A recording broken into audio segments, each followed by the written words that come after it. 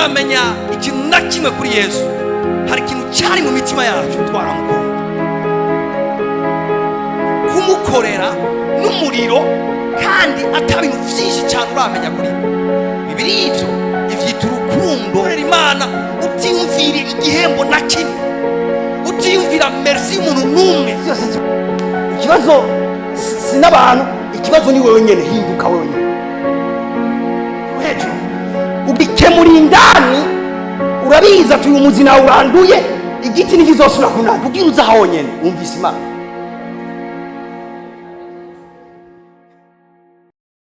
Haleluya. Reka tuzingurure Bibiliya yacu. Pastor ndibuka umunsi umwe warambwiye ngo turabona ko tugwa umwanya mutonya wo kwigisha, umunsi umwe witeguruza kwigisha ishengero. Naravye neza haciye amezi 2. Ujya musubimbwira natangiye gutegura message. Bisigura ko ivyo ngira mvuge bimaze mu gikoni amezi 2. Bimaze muri laboratoire amezi 2. Umunyu narawuteseje ndumva ko utarenze. Amavuta ndumva ko ari sawa.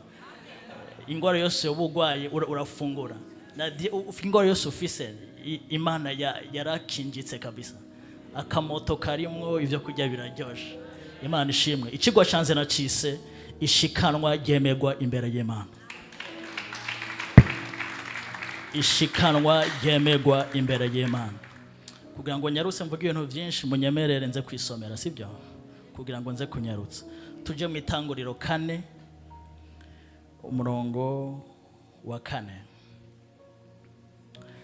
Haravuga ngo Abeli nawe azana ku ntungwa z'uburiza zo mu mukuku wiwe no ku binure vyazo, uhoraho yakirira Abeli ishikanwa ryiwe, ariko ntiyakirira Kayini ishikanwa ryiwe, maze Kayini araraka cyane mu maso yiwe harijigwa. Reka nsabe abantu 3 baze ngangire illustration y'ubutumwa bwanje, 3 bihuta vuba. Ishikanwa Imana yemera. Ubutumwa nza kuberezuma mu bintu 3. Ndaza kuvuga ishikanwa canke ikimazi, mvuge umuntu azanye ishikanwa, mvuge n'umuherezi yakira ishikanwa. Kuko teme yanje nayise ishikanwa ryakirwa ryemerwa imbere y'Imana. Rero hari ukuntu Imana yageze ko ishikanwa canke ikimazi gitegerezwa kuba kimeze kugira ngo icakire. Hari ukuntu yageze umuntu ajyanye ishikanwa uburyo abameze kugira ngo imwakirire ishikanwa. Hari n'ukuntu Imana yageze kugira ngo umuherezi yakire ishikanwa nawe uburyo abameze kugira ngo Imana yakire ishikanwa. Rero kimwe muri ibi bintu gifisa agasembwa, ibikurikira murabyumva. Imana ishobora kwakira ishikanwa ry'umuntu. Benda tangira mbwino bikomeye cyane ngaha anye. Urashobora kuzana ishikanwa ryiza, urashobora kuba umuntu mwiza ariko umuherezi yanduye. Murakoze nibyo nza kuvuga.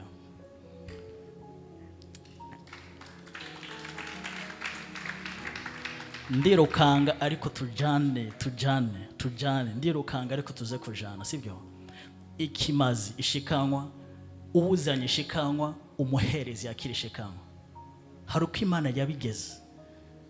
Hari uko Imana yageze ko ikimazi cyangwa ishikanwa ritegezwa kuba kimezwa ngo icakire. Nawe uzanye ishikanwa, hari uko Imana yageze ubumeze kugira ngo ikwakire ishikanwa. N'umuherezi yakira ishikanwa, hari uko Imana yageze kugira ngo ikwakirire ishikanwa. Kimwe muri ivyo bintu bitatu bisa gasembwa. Hari ibintu bikomeye byo buba.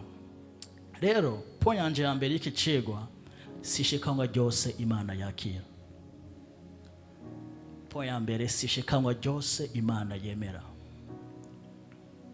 Twasomye abahungu bavukana babiri baraje barashikana. Abeli ashikana ishikanwa. Jambo jema yavuga ngo uhoraho yakirira ishikanwa Abeli. Hanyuma ngo irya Kayini Imana ntiyaryakira. Je nk'umusomyi wa Bibiliya canumva ko hari ishikanwa Imana ishobora kwemera n'irindi temera, sibyo? Rero none ishikanwa Imana yemera rimeze gute? Urukasoma Bibiliya y'Icyongereza iyi verse ivuga ngo God respected Abel offering. Imana irarespecta ishikanwa rya Abeli.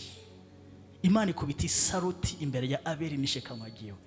Bibiliya y'Icyongereza ko ijambo respect. Imana ngo irarespecta ishikanwa rya Abeli. ariko ngo ntiyarespekta ishikanwa rya Kayini.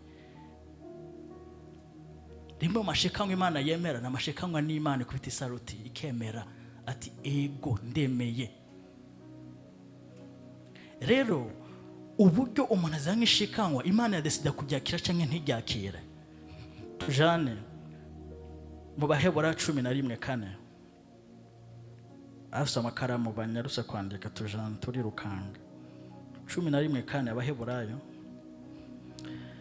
Mu kwizera niko kwatumye Abeli aho Imana ikimaze ikiruti ca Kayini niko kwamuhesheje gushingirwa intahe ko ari umugororotsi hamwe Imana yashingira intahe amashikanwa yiwe ko ari meza. Ishikanwa ryemerwa imbere y'Imana ni ishikanwa Imana ishingira intahe ikavuga ati ishikanwa ni ryiza. Ishikanwa ryemerwa ni ishikanwa Imana ishingira intahe ikavuga ati ishikanwa uranyemeje, ishikanwa ni ryiza. Niyo mashikanwa Imana yakira. Ibindi binyuranye n'ibyo sivyo. Ishikanwa Imana ivuga ati ishikanwa ni ryiza, ni Imana yakira. Haleluya. Kadukomeze ndaza gusigura mu nyuma. Abalewi 22. Abalewi 22:19.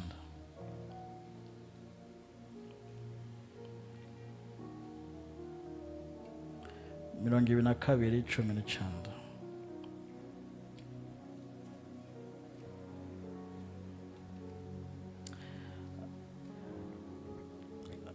Haravuga ngo reka nsome 22:22 kugira ngo mutahure. 22:20 pardon. Ariko igifisa agasembwa cose ntimuze mu gitange kuko kitazokwemerwa ko mushikanye. Abalewi 22:20. Ariko igifisa agasembwa cose ntimuze mu gitange kuko kitazokwemerwa ko mugishikanye. 21. Umuntu wese azotanga ikimazi c'ishimwe akakimpa je uhoraho ngo ashitse isezerano ryiwe canke kikaba icatanze avyigombeye arico akuye mu busho canke mu mukoko kize kibe ciza kugira ngo cemegwe ntihaze hagire agasembwa kibonekako. Kize kuba ciza kugira ngo cemegwe kidafise iki agasembwa. Ishikanwa Imana yemera ishikanwa ryiza idafise agasembwa. Ryiza ridafise agasembwa. Hari n'ahandi Imana yavuze ati mwebwe mushaka mumfise imisi mikuru mubaga amasuguru meza avyibusha afise amabondo adoshe, ariko mugeze kunshikanira je mushikaniriza ivunaguritse, mushikaniriza apfuye amaso, mushikaniriza igira zipfe, iziremvye izishwe n'ingwara. Ivyo nivyo mushikanira je, ariko mwebwe mushagura imisi mikuru mushikana ibimasa vyiza vyiza ari byo mubaga, ariko mu ngoro yanje munzanira ibivunaguritse. Gatuca twumva ko ishikanwa Imana yemera itegiza ko ishikanwa rizima ridafise agasembwa. Byo nivyo gushikana amanoti badusubije ku makara bapamera amagripe akabica bariko baharura amafaranga kubera ivumbi.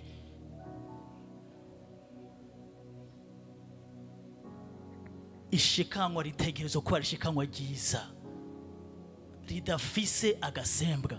Ibintu byo kuvunjira umufuko ukavunja ugatangana ishikanwa ryavunaguritse hamwe n'ino urunyuzi rwarinze ruvayo. None hamwe n'ibintu nawe utokwemera umuntu aguhaye waye ubizana mu ngoro y'Imana.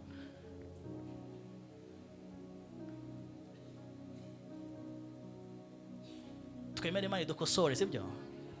Ishikanwa Imana yemera ni ishikanwa ridafise agasembwa.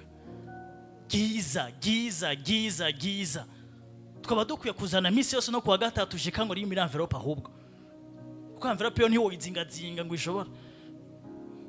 Ishikanwa giza uvuga ati ndashikaniye Imana yanje. Kuko ngaha bavuze ngo ariko icukuye mu busho canke mu mukoko kize kuba ciza kugira ngo cemegwe, kugira ngo Imana icemere. Bene data bisigura ko hari amashikanwa menshi twatanze twizeye twibaza ngo twashikaniye Imana kandi turayakira kweri, inzu irarihwa ibintu byose birakorwa mu rusengero, ariko nta mpera kuko imana ntiyakira ishikanwa ryawe. Kugira ngo ishikanwa ryawe ryemegwe, si amashikanwa yose imana yemera, bivanye n'uburyo ishikanwa yabaye presente. Rero mu kurangiza agace kanje ka mbere nashaka kuhabwira ko ishikanwa ryose uri butange ejo irasuye ko ishikanwa ryiza ridafite agasembwa. Binagutera ubwoba, mbe ishikanwa nzanye ko navunjiye mu mufuko, ishikanwa nzanye eske imana izoryakira? Imana izoryakira? Hama bigutere gutegura. Mwe data, mwari muzi ko ishikanwa ridategurirwa ngaha mu rusengero? Ishikanwa ritegurwa mu ndwi, hagati mu ndwi. Muno munsi waba ukwiye kumenya izo shikana kwa Mungu, kugira ngo ukosora ko gasembwa wihasire ko ishikanwa nzotanga ari ryiza. Haleluya. Turi kumwe? Reka nje ku gapo kanje ka kabiri.